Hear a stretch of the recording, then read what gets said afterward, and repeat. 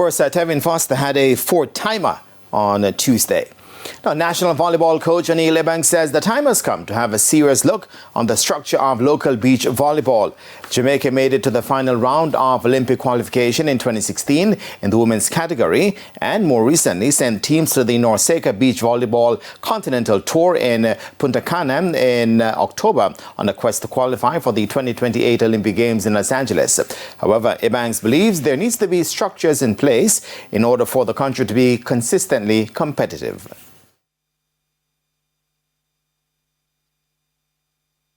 Well, what we have to do is to ensure that we have a beach program in place and a sustainable one that we build on from the grassroots coming up. So we need to have more beach volleyball tournaments, not just in the senior category, but also in the junior category.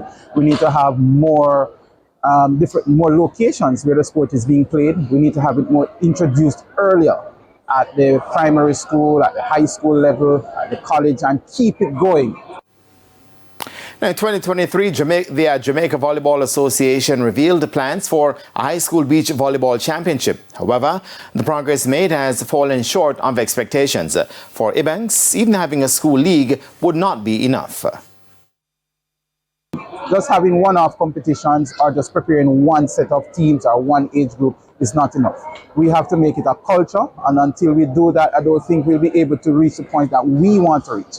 Yes, we have reached as far as to the World Championship qualifiers in beach volleyball, but there's still more we can do, and we can get more persons involved. And one way to do that is to ensure that we have a sustainable program that touches all age groups.